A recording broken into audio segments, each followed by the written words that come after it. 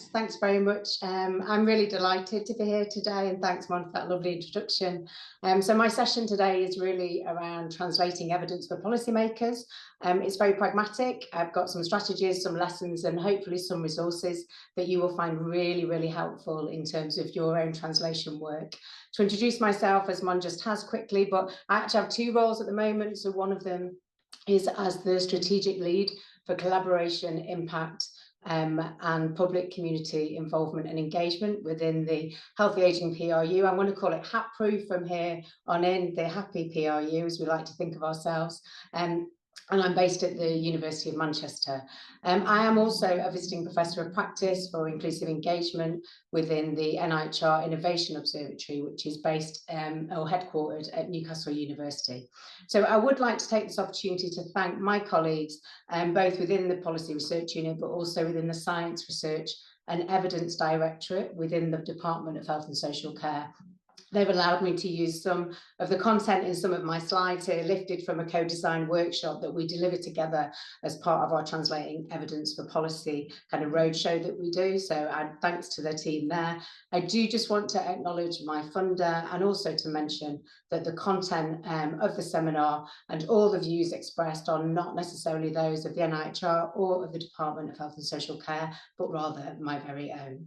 So before we start, it would be really great. I know that Mon has asked you earlier on, but if anyone has not put in the chat, just if you've joined recently, pop in the chat who you are, where you're from, and that would be great to sort of know who's here. So just while you're doing that, hopefully, there we go. So quick overview of today's session. So firstly, I'm going to give a very quick introduction to the HAPRU to help really position our work and aid you in understanding how we operate with government, but also specifically with DHSC and the its arm's length bodies. I'm then going to have a very quick look at the policy development cycle, and we'll consider some of the things that might impact that policy cycle and the process in and of itself. We're then going to move over to some really practical and very pragmatic insights in terms of how we might seek, how you might seek as well to translate your research for policy audiences, followed by some examples of how we as a PRU have impacted policy over the course of our commissioning, since we've been commissioned, and what we do to really maximise some of the tactics that we've actually used to really maximise the potential for translation of research and ultimately to increase our impact is the ultimate goal. Throughout the session, it's kind of in 3 or 4 parts. I'm probably going to highlight lots of different handy tools, lots of resources which we found useful, which I hope that you will also find useful in helping you translate your work. I've also created a shortlist at the end of the presentation as well to anybody who wants to go on a deeper dive anywhere to learn more things or find out more about what we've done and do some follow-up activities. So hopefully that will all be really helpful for you as we move through it. At the end of each of the sort of segments, I'll probably just stop, do a quick check-in, and we can see if anyone's got any questions at that point. But if not, we'll just keep talking. I think it'll probably be about sort of 25 to 30 minutes in total. There's quite a lot to discuss. We will have some an opportunity for discussion at the end. So who are we and where do we sit? So the NIHR PRUs are all docked within the NIHR Policy Research Programme. It's a very large programme of work within the NIHR that funds really high quality, cost effective research to deliver relevant, timely and accessible evidence and to inform national policy decisions across the healthcare and public health systems. That includes commissioning work which supports the Secretary of State for Health and Social Care, ministers and senior officials in the DHSC and its arm's length bodies.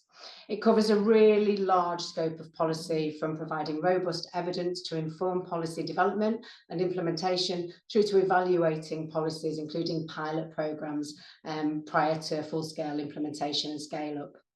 It includes individual studies, which are highly, very specific commissioned briefs, very narrow research questions, but also research initiatives, which include commissioning briefs, addressing a much broader theme, the kind of things that we're more used to within the schools and across the NIHR more broadly. And that might be of interest to one or more policy teams. And then there's the Policy Research Unit. So we are included really a large pool of expertise that are very much covering a range of different policy areas of high relevance to DHSC and its system partners. These are really longer term investments, so they run for a 5-year period, and they enable really rapid access to expertise to address emerging policy evidence needs, as well as longer term priorities. So currently there are 20 policy research units funded by NIHR, and we're all commissioned to work directly with DHSC and ALBs. We've got 4 different categories: specialism specific, system directed, life course, and condition specific. So here you can see healthy aging, we're within the life course. And some of you may have heard of us previously, we were called the Older People and Frailty Policy Research Unit. In this round, we were renamed Healthy Aging. This is a £100 million investment across all of the PRUs over a 5-year period, so quite a significant investment. And for this round, I don't know if you can work out the ones in purple, is it not the colour contrast not too great, but palliative and end-of-life care, reproductive health, and dementia and neurodegeneration are all newly funded this time round. So just a nod to my amazing colleagues, we are a collaboration between Newcastle University, the University of Manchester, and the London School of Economics. And you can see here some of the team, not all of them, and we've just got out of an escape room in that picture. And so there we are, and that's about 2/3 of us. I would also add, really central to our work and key contributors are our experts by experience and our community partners, which are collaboration partnerships we have with the Greater Manchester Older People's Network, a big umbrella organisation covering 10 local authorities across Greater Manchester, and the Newcastle Elders Council as well. So for more information on who we are and what we do and how we work together, you can look at our website, and I'm sure there's people there that probably some of you recognise or probably already work with in the picture that you can see. I would like to acknowledge, it's the amazing team really that I have the privilege to work with, and the documents that I'm going to be sharing throughout this presentation and just some of our work actually, it's all outputs produced by this brilliant team who have become very, very skilled in the business of translating evidence to policy. So just finally, quickly, what we actually do.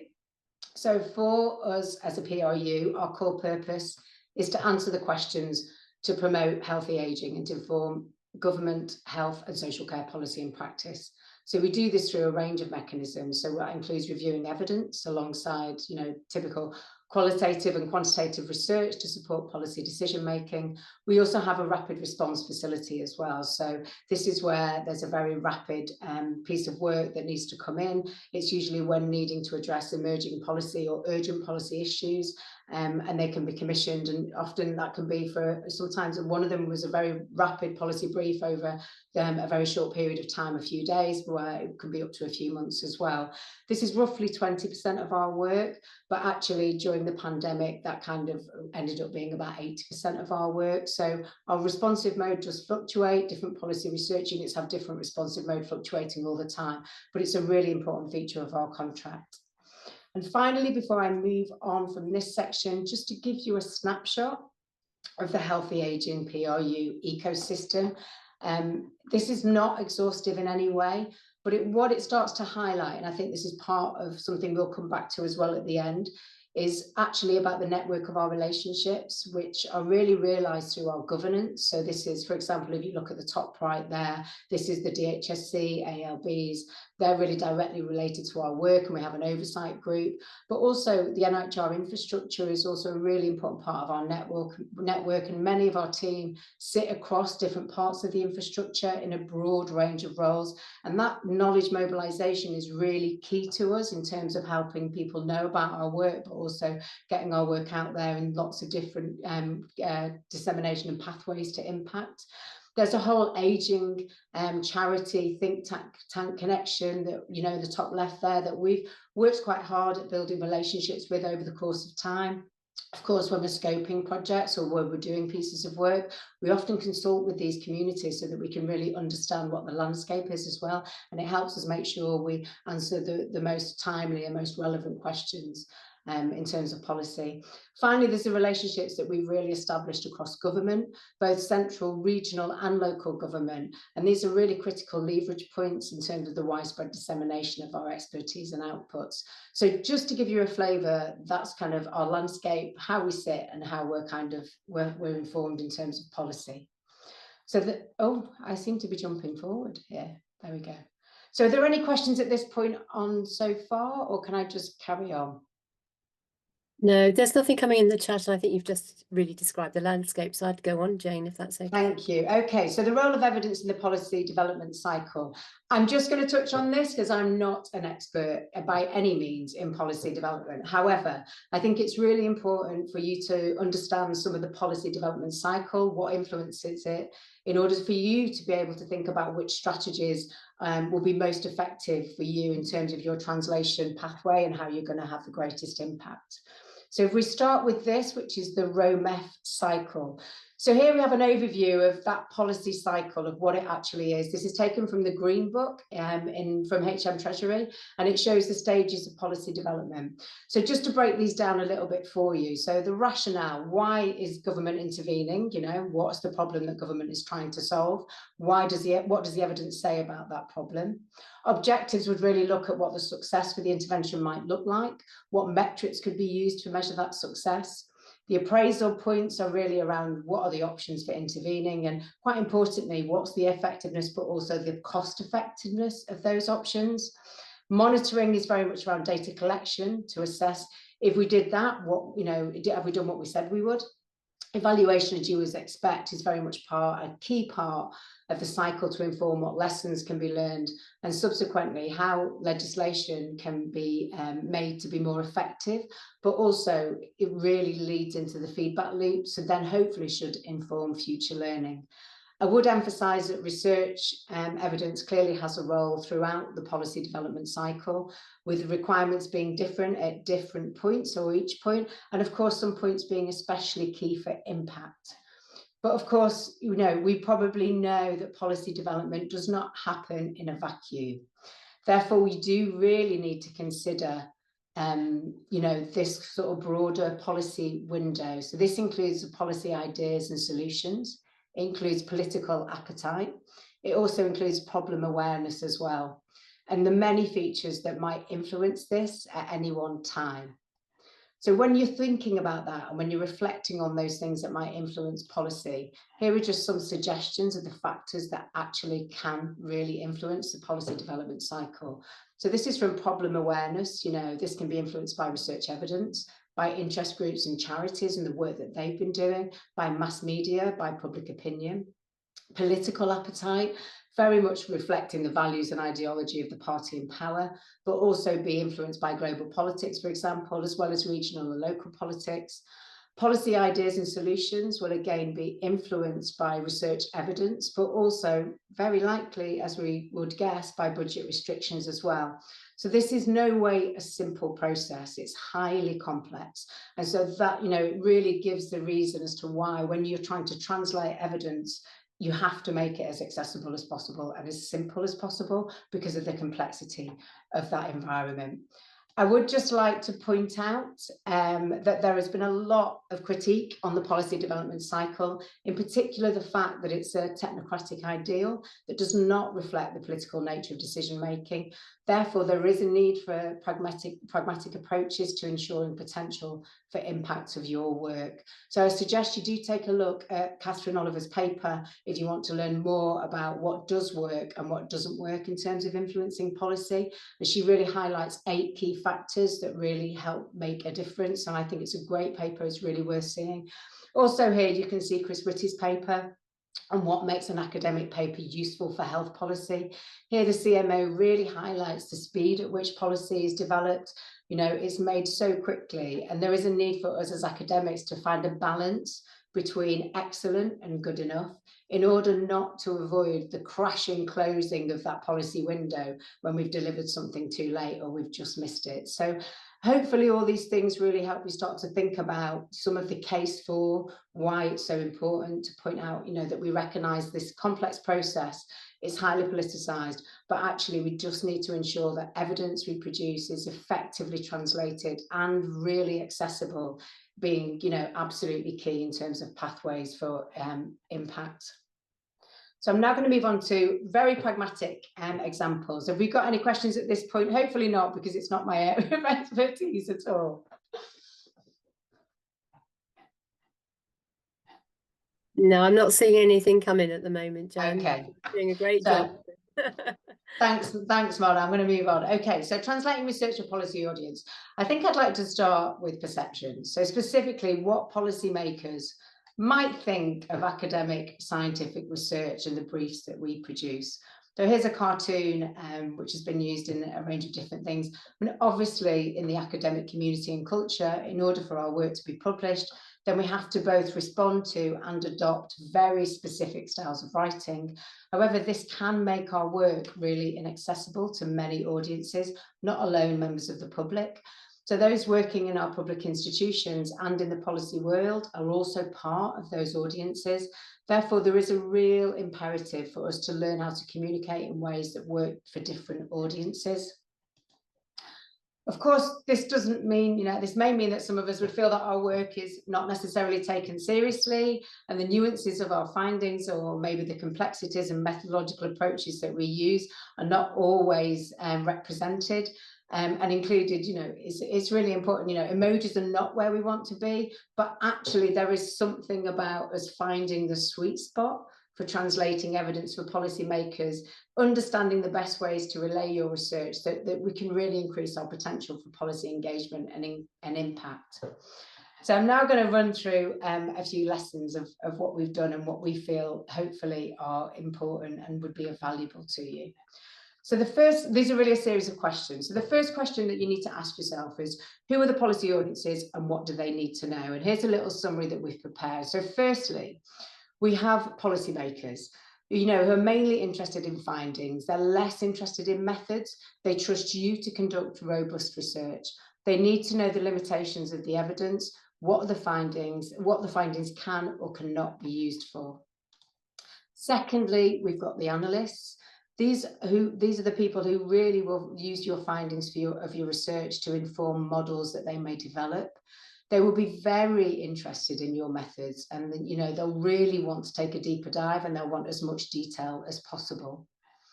Thirdly, we've really got ministers, health and social care and cross-government ministers, who need to understand the research in 2 or 3 sentences. They would really, they would trust the findings are accurate and that we've not overstated them. So that is an assumption that they would have. This is often described really as the elevator pitch. So imagine you're in a lift with a minister. What are the 3 things that you would really want to tell them about your research and why it's important for policy? And then finally, we really mustn't forget, what do the media need to know? These are a critical audience. This is essential for policy, and that you shouldn't underestimate them or forget them. If you recall back to that policy window earlier, that the factors that influence policy, then media are absolutely critical contributor to the public opinion. So therefore, this audience, for your messages, need to be really succinct. They need to single sentence summaries of what the research has told us. However, you must be really, really careful. The media are, can and often do overstate findings. Therefore, caveats need to really be very, very explicit. In terms of what are the key messages you want to convey, this is quite a nice way to think about it. So what is absolutely crucial? What is really, really important that policymakers need to know? What is helpful and what is nice to know? So broadly speaking, the questions to be asking yourself are really around, what did you do? What have you found? And why should they care about it? And that is really around the so what. And I'm going to touch on the so what and some of the critical so what questions you might want to ask just in a little while. This seems really obvious, but I can't emphasize it too much. Writing in plain English, you would think it really goes without saying, but it's an absolute priority. Clear writing is inclusive. It works for everyone, regardless of the audience, regardless of their education or their experience. Therefore, it's really important to use plain English as much as possible. You can see here, there's a really nice example of words beginning with D taken from the Plain English campaign. This is a really great resource. It's really helpful, especially if you're using scientific terminology that you're kind of struggling to try and find alternative words for. It's actually really great and really, really helpful. So I would definitely recommend it. In terms of writing in plain English, I just wanted to kind of bring this to life to you. So here's an example of some text that was in a published argument article.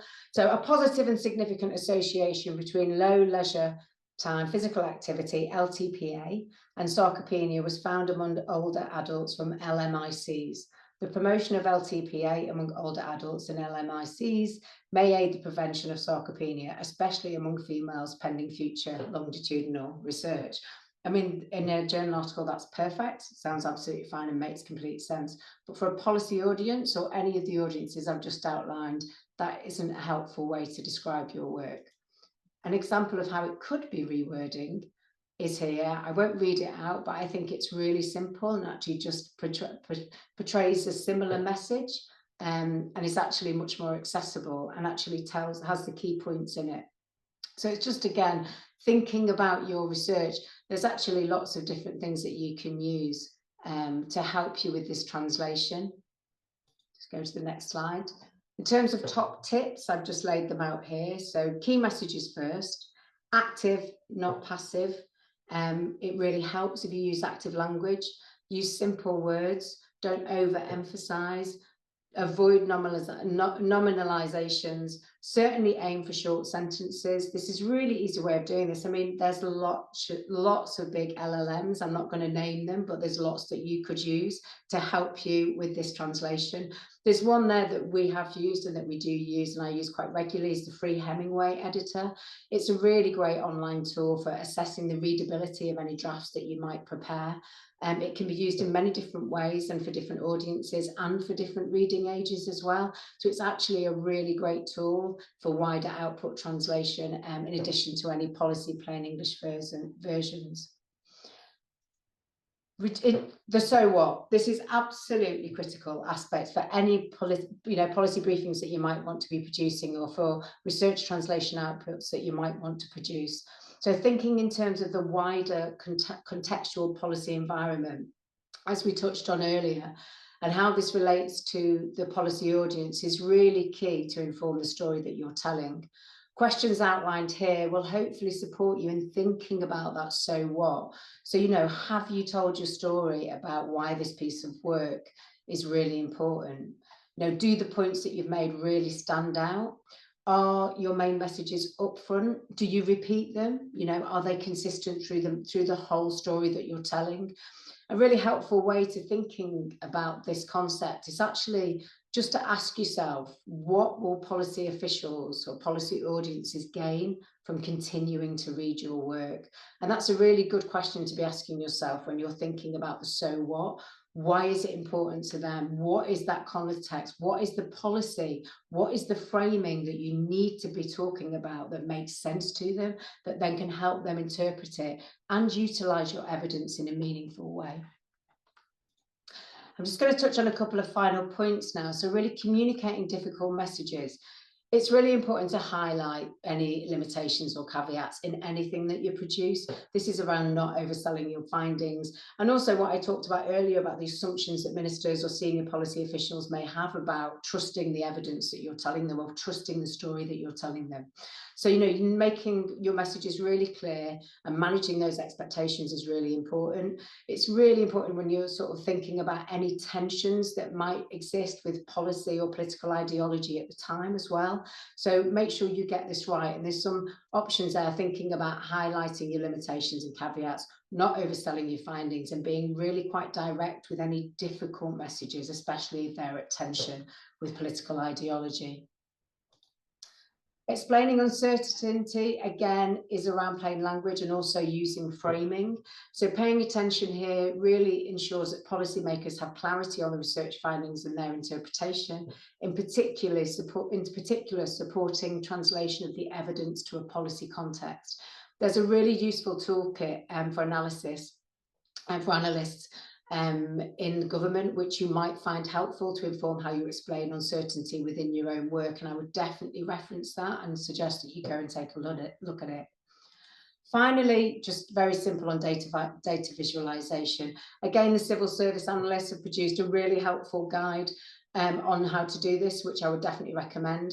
Key things to remember here are make your data easy to interpret, as well as using active titles to describe your findings. So you can see in this example here, it says, women aged 65 and over were more likely to reside in care homes than men of this age group. So, it's actually about helping people rapidly interpret the data that you're visualizing in a way that can then help them take that away and integrate it into policy. So that's roughly the next section. I hope that's helpful. It was quite pragmatic. I wanted to give you solutions and options in terms of places you can go and get more information.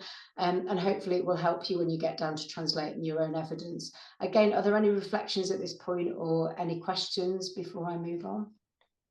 No, there's only a really practical question that somebody's asked where you've you've underlined, and are they clickable on hyperlinks? They are. Yes, they are. So they are. So once they're eventually, okay. Yeah, so it's all integrated, and I can share. I mean, it will go onto your platform, so yeah, and it should happen there. Everything. Yeah. And meanwhile, I think Batul has been very kind and has put some of the references in the chat. So thank you, Jane. Oh, thanks, Batul. Could I ask a very quick question? I mean, just I'll take the license as I'm off. Does colour make a difference? Colour, yeah, colour. Well, I mean, in terms of colour, I think sometimes it depends, because it's all that there's a whole kind of criteria around accessibility and people with different visual impairments, actually, and the use of colour, but also different learning disabilities as well. And I think you need to think about that depending on your audiences. But I think it's mainly about making the data really clear and visualizing with active messages so people can interpret it quite quickly. Yeah. It's actually probably more important. Most of us conform to an NIHR colour already. Yes, I was just wondering about that. Carry on. So I'm just going to now focus on the PRU and healthy ageing more broadly, and translating evidence, outputs for impact, and just thinking about what we do. So these are our fundamentals of our outputs. So here is, always where possible, produce an executive summary. It should make sense in its own, include background, include the wider context, the questions being asked and why they were asked, the research questions, the methods, findings and results, any caveats, limitations, weaknesses, and also, as I mentioned, the so what. So these are the fundamentals of all the work that we do. It's really important that you include these, and actually it just makes it more accessible. It's likely your output will change depending on the audience it's aimed at, but one way that we've actually found works really effective for us is producing all our work in the 1-3-2-5 format. So this includes, always a one-page summary of those key messages. What does the minister need to know? What are the key things that you need to know from this piece of research? A 3-page executive summary. They take the usual format and the tips there about how, the content of that. And then a full 25-page full report. This talks to different audiences as discussed, but also, that wider report is definitely for your analysts, but also for anybody who wants to take a deeper dive into the research that you've done, including the methods and some of the complexities and the limitations. Slide decks are a really helpful way to share your work, but just make sure that the content is self-explanatory. It's really to the point, and any visuals are really easy to understand. A policy brief is a very specific type of written form, similar to a one-page summary, but centered around policy implications and recommendations. I just want to mention, and I refer to it later on, is that the Policy Research Unit in Behavioural and Social Sciences have produced a toolkit on writing policy briefs, which I'll share, and I think is really worth having a look at. It's actually really, really helpful as a quick toolkit. So here's an example of a one-page summary that we've produced in the PRU. It includes all the key points that a policy decision maker can take away from the research. It's easy to follow format, has really clear headings, includes a caveat section, as you can see there, and it also outlines the limitations. And it also, has lots of, it outlines the limitations, the key findings, and also has a quick conclusion. And we've actually got loads of examples of these on our website. I think we've done probably in the last sort of 6 years, I think nearly 80 different pieces of research for DHSC and across policy system. And so we've got lots of examples, both published work, but also one-page summaries, executive summaries, and full reports that you can go and have a little look at. And our one-page summaries and our policy briefings, they're not all absolutely consistent. They do have slightly different styles, so it's worth having a little look at them, because you might find some styles work better for you anyway. In terms of outputs and dissemination, I just wanted to reflect back, actually. This is more a tactical approach that we've taken, which you might find interesting and helpful. So before, when I mentioned the policy window and how this can be really heavily influenced by the political environment, whilst we work with DHSC and policy teams, we do also proactively engage with the wider parliamentary community by responding to select committee inquiries, submitting responses to calls for evidence. Equally, some of my colleagues have attended select committees in person to give evidence.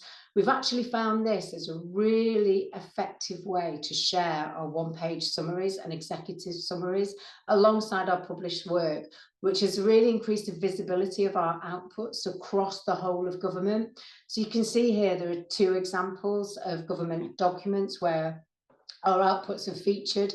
That's the Ageing, Science, Technology, Health and Living report, which was led by a select committee alongside a House of Commons report as well on supported housing, which actually featured some evidence that we produced actually as a rapid response piece of work. We actually delivered that work in 2 weeks. It was a really rapid piece. We didn't publish it because of the nature of the response and the rapidness of it, but actually we managed to respond to a call for evidence, and it was really interesting that it was then produced in a government document. And for us, this is an important part of our pathways to impact. Another thing I just want to kind of focus on is an example of a piece of work that we did in collaboration with the Epicentre based at UCL. So this was during COVID-19. There's a rapid review of reviews which looks at remotely delivered interventions to reduce social isolation and loneliness amongst older adults. We submitted this publication, a short one-page executive summary, to a call for evidence. This was subsequently published by the UK government on a big report that they had nationally. We then found out that this report was then featured in the World Health, picked up by the World Health Organization and included in an international report on social isolation and loneliness amongst older people, which then in turn has been cited across 10 different countries. And you can just see some of the impact pathway there. I think this kind of gives you further sort of impotence really to think about that broader parliamentary engagement and the type of activities you might want to engage with, because for us, it's actually proven to be really, really successful. So, engaging with those audiences has actually been very, very helpful and a really good method. The other thing that I would also really, really highlight is proactive engagement with the regional governments and certainly the mayoral authorities and also through local government as well. And we found that to be really helpful. Just showing here some other outputs and pathways to impact. But in particular, I just want to sort of note these 2 examples down here. So this with Greater Manchester and here in the North East. So very specifically, we did a big piece of work around digital exclusion and digital poverty, especially older people accessing health and social care services, both during the pandemic and post-pandemic. And actually we managed to get this presented to the mayor and to Andy Burnham, who subsequently, not just us, but I think from a range of different means and ways and purposes, set up a task force on digital exclusion. He also used part of our research to highlight the need for inclusive digital engagement, skills development, infrastructure and other such things for older adults aged 75 and above. This was part of his mayoral manifesto and has been really successful. Equally in Newcastle, in the North East, methods that were developed by colleagues looking at the prevalence of frailty, which also feature in the CMO report that you can see there, his annual report on health in an ageing society. The methods that they developed were actually utilised in the North East to inform their response to vaccination hesitancy. So I think what I wanted to kind of just demonstrate is that sometimes it's important to think laterally as well. So it's not just about the work we're doing with policy teams, it's thinking about how you can work with local regional authorities and making sure your work is getting out there in lots of different ways, so that actually you really maximise the potential of its engagement and uptake. Finally, here's a big long list.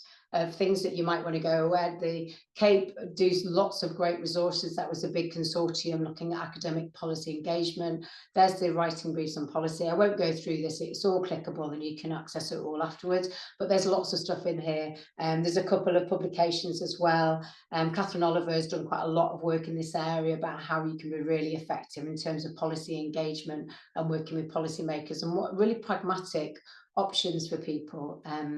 So hopefully you'll find that useful. I think that's it.